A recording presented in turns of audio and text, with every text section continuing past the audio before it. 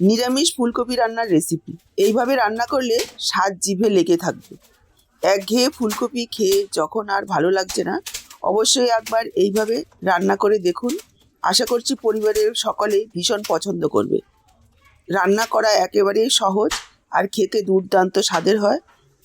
বিশেষ করে গরম গরম ভাত রুটির সাথে অসাধারণ লাগে খেতে। তো চলুন আর দেরি না করে রেসিপি দুটো দেখে নেওয়া যাক। নমস্কার বন্ধুরা, আহারে বাহার রান্নাঘরে আপনাদের সবাইকে স্বাগত জানাই।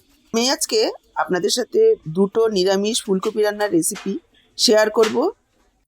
আজকে প্রথম রেসিপিটা করার জন্য দেখুন আমি এখানে একটা মিডিয়াম সাইজের ফুলকপি কেটে নিয়েছি। বড় ফুলগুলোকে 4 টুকরো করেছি, মিডিয়াম সাইজের ফুলগুলোকে 2 টুকরো করেছি, আর ছোট সাইজের ফুলগুলোকে গোটাই রেখে দিয়েছি। খুব বেশি বড় কাটলে ভালো লাগবে না খেতে, মশলাটা ভেতরে ঢুকে যাবে এইভাবে মিডিয়াম করে কাটলে। কেটে রাখা ফুলকপিগুলোকে আমি একটা পাত্রে তুলে নিলাম, দিয়ে দিলাম 1 চা চামচ পরিমাণ লবণ, আর দিয়ে দিচ্ছি ফুটন্ত গরম জল। 5 থেকে 7 মিনিট এইভাবে ভিজিয়ে রাখবো। এতে করে ফুলকপির মাটির গন্ধটাও চলে যাবে, আর যদি কোনো রকম পোকামাকড় থাকে সেটাও পরিষ্কার হয়ে যাবে। 2-3 বার জল পাল্টে পাল্টে ধুয়ে নিতে হবে। এদিকে দেখুন নিয়েছি দুটো মিডিয়াম সাইজের আলু। আলুগুলোকে মিডিয়াম সাইজের করে একটু লম্বা করে কেটে নিচ্ছি। নিয়েছি একটা টমেটো। টমেটোটাকে দেখুন এইভাবে লম্বা করে কেটে রেখেছি। একটা মশলা রেডি করব, তার জন্য দেখুন নিয়েছি মিক্সচার জারে 1/2 চা চামচ গোলমরিচ, 2টো কাঁচা লঙ্কা, 1 ইঞ্চি পরিমাণ আদা, আর বেশ খানিকটা ধনেপাতা। সামান্য পরিমাণে একটু জল দিয়ে একেবারে মিহি পেস্ট তৈরি করে রেখেছি। ফুলকপিগুলোকে দেখুন ভালোভাবে ধুয়ে নিয়ে চলে আসলাম। একটু ঝুড়িতে রাখবেন যাতে জলটা ভালোভাবে ঝরে যায়। তারপর যোগ করে দিলাম কেটে ধুয়ে রাখা আলু, টমেটো,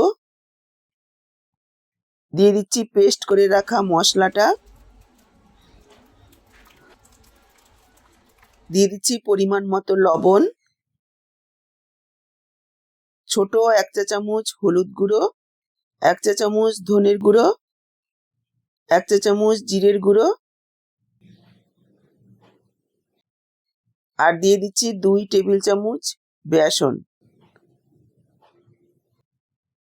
এই বেসনটাকে আমি একটু শুকনো কড়াতে ভেজে নিয়েছি। এতে করে বেসনের কাঁচা গন্ধটা চলে যাবে, খেতে টেস্ট হবে। 1 থেকে 1.5 মিনিট সময় নিয়ে লো ফ্লেমে ভেজে নিতে হবে বেসনটাকে। এবার হাতের সাহায্যে দেখুন খুব ভালোভাবে মেখে নিতে হবে, যাতে মশলাটা খুব ভালোভাবে কোট হয়ে যায়।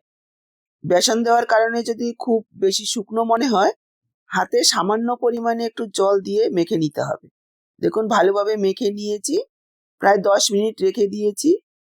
তারপর গ্যাস অন করে কড়াই বসিয়ে দিয়ে দিলাম সর্ষের তেল। ফোড়নে দিয়ে দিলাম একটা শুকনো লঙ্কা, ছোট 1 চা চামচ সাদা জিরে, 1 চিমটি হিং। লো ফ্লেমে কয়েক সেকেন্ড ভেজে নেব। যখন ফোড়নের সুন্দর গন্ধ বেরিয়ে যাবে, যোগ করে দেব মেখে রাখা ফুলকপি আলু। গ্যাসের ফ্লেমটাকে মিডিয়ামে রেখে 4-5 মিনিট কষিয়ে নেব। একটু ঘন ঘনই নাড়াচাড়া করে দিতে হবে, যেহেতু বেসন দেওয়া রয়েছে লেগে যাওয়ার একটু ভয় থাকবে। নাড়াচাড়া করে দিয়ে একটু ঢেকে দেব। মাঝে মাঝেই ঢাকা তুলে নাড়াচাড়া করে দেব।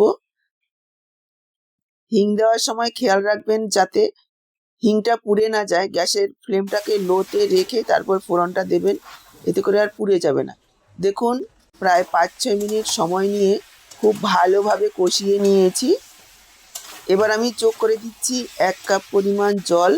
এখানে খুব বেশি জল দেবো না, কেননা এটা পাতলা ঝোল হবে না। আর যোগ করে দিলাম 2 মুঠো মটরশুঁটি। খুব ভালোভাবে মিশিয়ে নেব। এই রান্নাটা একটু মাখো মাখো বা কষা টাইপের হলেই বেশি ভালো লাগবে খেতে। এবার খুব ভালোভাবে মিশিয়ে নিয়ে ঢাকা দিয়ে 8 থেকে 10 মিনিট রান্না করব মিডিয়াম ফ্লেমে, যাতে ফুলকপি আলু খুব সুন্দরভাবে সুসেদ্ধ হয়ে যায়। দেখুন ঢাকা দিয়ে প্রায় 8-10 মিনিট রান্না করে নিয়েছি। খুব সুন্দরভাবে একেবারে কষা কষা হয়েছে। ফুলকপি আলু খুব সুন্দরভাবে সেদ্ধ হয়েছে। এবার আমি যোগ করে দিলাম স্বাদ অনুযায়ী আরও একটু লবণ, ছোট 1 চা চামচ চিনি, যেহেতু নিরামিষ একটু মিষ্টি দিলে খেতে ভালো লাগবে, 1/2 চা চামচ গরম মশলার গুঁড়ো আর 2টো চেরা কাঁচা লঙ্কা। আরও একবার সব কিছু খুব ভালোভাবে মিশিয়ে নেব। ঢাকাটা খোলার সাথে সাথে এত সুন্দর গন্ধ বেরিয়েছে যে গন্ধে জিভে জল চলে আসবে। এটা দারুণ টেস্টি হয় খেতে, বিশেষ করে রাতের বেলা ভাত রুটির সাথে খেতে দুর্দান্ত লাগে। এবার ঢাকা দিয়ে 2-3 মিনিট রান্না করে নিয়েছি, তারপর গ্যাস অফ করে 5 মিনিট রেখে দিয়েছি স্ট্যান্ডিং টাইমে। এবার দেখুন পরিবেশন করে দিচ্ছি একেবারে তৈরি দুর্দান্ত স্বাদের ফুলকপির দম। আজকের রেসিপিটা আপনাদের কেমন লাগলো কমেন্টে জানাতে ভুলবেন না। ভালো লাগলে লাইক করবেন, শেয়ার করবেন। এবার আমি তৈরি করব দ্বিতীয় রেসিপিটা করার জন্য দেখুন আমি এখানে ফুলকপি কেটে রেখেছি, খুব বেশি বড় নয় আবার একেবারে ছোটও নয়। কড়াতে কিছুটা পরিমাণ জল বসিয়ে দিয়েছি, দিয়ে দিলাম 1/2 চা চামচ লবণ, মিশিয়ে নিয়ে ফুলকপিগুলো দিয়ে দেব আর 4 থেকে 5 মিনিট একটু ভাপিয়ে নেব। তবে খুব বেশি নরম করব না, যাতে 30 থেকে 40% সেদ্ধ হয়, সেভাবে ফুলকপিগুলোকে একটু সেদ্ধ করে নেব। দেখুন প্রায় 3-4 মিনিট সময় নিয়ে ফুলকপিগুলোকে ভাপিয়ে নিয়েছি। এবার তুলে নেব, খুব ভালোভাবে জল ঝরিয়ে নেব, যাতে ফুলকপির গায়ে খুব বেশি জল না থাকে। কড়াইটাকে পরিষ্কার করে নিয়ে এসে দিয়ে দিলাম 2 চামচ সর্ষের তেল, দিয়ে দিলাম ফুলকপিগুলো আর একটু হলুদ গুঁড়ো। এবার ফুলকপিগুলোকে 2-3 মিনিট সময় নিয়ে হালকা লালচে করে ভেজে নেব। এখানে আমি আর লবণ দিচ্ছি না, যেহেতু ভাপানোর সময় লবণ দিয়েছি, পরেও আবার লবণ যোগ করব। দেখুন ফুলকপিগুলোকে একেবারে লালচে করে ভেজে নিয়েছি। এবার ফুলকপিগুলোকে তুলে রাখছি। শিলনোড়ায় নিয়ে নিচ্ছি ভেজে রাখা চিনেবাদাম 1 মুঠো, 1/2 চা চামচ কালো সর্ষে, 1 চা চামচ হলুদ সর্ষে, 1 চা চামচ পোস্ত, 1 টেবিল চামচ পরিমাণ সাদা তিল, 1টা কাঁচা লঙ্কা, সামান্য লবণ। তিলটাকে আমি একটু শুকনো কড়াতে ভেজে নিয়েছি, বাদামটাও ভাজা আছে। একটু ভাজা বাদাম দিলে খেতে ভালো লাগবে, চাইলে আপনারা কাঁচা বাদামও দিতে পারেন, তবে ভেজে নিলে টেস্টটা ভালো আসবে। এবার খুব মিহি করে বেটে নেব। আপনারা চাইলে একটু ভিজিয়ে রেখে মিক্সচার জারে দিয়েও পেস্টটা করতে পারেন, তবে একটু কষ্ট করে যদি শিলনোড়াতে বেটে নেওয়া হয় এতে টেস্টটা খুব ভালো আসবে। দেখুন একেবারে মিহি পেস্ট বানিয়ে নিয়েছি। এবার মশলাটাকে তুলে নিচ্ছি। এবার দেখুন আমি একটা টিফিন বক্স নিয়ে নিয়েছি, বেটে রাখা মশলাটা নিয়ে নিলাম টিফিন বক্সের মধ্যে, দিয়ে দিলাম পরিমাণ মতো লবণ, সামান্য একটু হলুদ গুঁড়ো আর সামান্য একটু কাশ্মীরি লাল লঙ্কার গুঁড়ো কালারের জন্য, আর দিয়ে দিলাম সামান্য একটু চিনি। খুব ভালোভাবে মিশিয়ে নেব। এটা একটু মিষ্টি মিষ্টি স্বাদের হলেই বেশি ভালো লাগবে খেতে। ঝালটা আপনারা পরিমাণ বুঝে দেবেন। আমি 1টা লঙ্কা দিয়েছি, আবার পরে চেরা কাঁচা লঙ্কা যোগ করব, সেই পরিমাণ বুঝেই লঙ্কাটাকে যোগ করলে ভালো হবে। যোগ করে দিলাম ভেজে রাখা ফুলকপি আর কেটে রাখা টমেটো। মশলার সাথে আরও একবার খুব ভালোভাবে মিশিয়ে নিতে হবে। খুব ভালোভাবে মিশিয়ে নেওয়ার পর এখানে যোগ করে দেব সামান্য পরিমাণে একটু জল। জলের পরিমাণটা বেশি হলে খেতে ভালো লাগবে না, জল জলে একটা টেস্ট আসবে। আমি এখানে 4 টেবিল চামচ পরিমাণ জল যোগ করে মিশিয়ে নিলাম। 2টো চেরা কাঁচা লঙ্কা আর দিয়ে দিচ্ছি 2 টেবিল চামচ পরিমাণ কাঁচা সর্ষের তেল। তেলের পরিমাণ আপনারা নিজেদের ইচ্ছে অনুযায়ী কম বেশি করে নেবেন। এর মধ্যে একটু কাঁচা তেল দিলে খেতে বেশি ভালো লাগবে।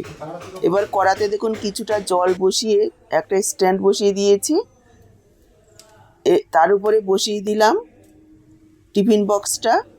খেয়াল রাখবেন জলটা যাতে টিফিন বক্সের তলায় লেগে থাকে, তাহলে ভাপটা ভালো লাগবে। আর এমনভাবে ঢাকনাটা দিতে হবে যাতে ভাপটা চারিদিকে ঘুরতে পারে। আর জলটা যাতে টিফিন বক্সের ঢাকনা পর্যন্ত না আসে, তাহলে কিন্তু টিফিন বক্সের ভেতরে জল ঢুকে গেলে খেতে ভালো লাগবে না। এবার একটা ঢাকনা দিয়ে ঢেকে দিতে হবে। ঢাকনার মধ্যে যদি কোনো রকম ছিদ্র থাকে, ছিদ্রটাকেও এইভাবে বন্ধ করে দিতে হবে, যাতে ভাপটা বাইরে বেরিয়ে না আসে। এবার 12 থেকে 14 মিনিট মিডিয়াম ফ্লেমে একটু রান্না করে নিতে হবে। দেখুন, প্রায় 12-14 মিনিট আমি রান্না করে নেওয়ার পর গ্যাসটাকে অফ করে রেখেছি আরও 5-7 মিনিট, যাতে টিফিন বক্সটা ধরে নামানো যায়। একটু ঠান্ডা হওয়ার পর আমি নামিয়ে নিয়েছি। দেখেই বুঝতে পারছেন যে কতটা লোভনীয় হয়েছে দেখতে। গরম গরম ভাতের সাথে 2 টেবিল চামচ পরিমাণ ফুলকপি ভাপা হলেই আর কিচ্ছু লাগবে না খেতে, এতেই পুরো ভাত খাওয়া হয়ে যাবে। দেখুন ফুলকপিগুলো কতটা সুন্দরভাবে গলে গেছে, অসাধারণ খেতে হয়। একবার হলেও আমার এই পদ্ধতিতে ফুলকপি ভাপা রান্না করে দেখুন। আশা করছি একবার খেলে বারবার বানাবেন।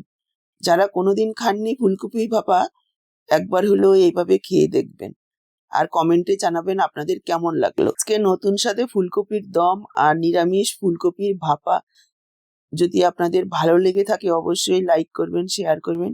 ইউটিউব থেকে নতুন দেখলে চ্যানেলটাকে সাবস্ক্রাইব করবেন, ফেসবুক পেজ থেকে দেখে থাকলে পেজটাকে ফলো করবেন। আজকে এই পর্যন্ত, আবার দেখা হবে নতুন কোনো রেসিপির সাথে। সবাই ভালো থাকুন, সুস্থ থাকুন।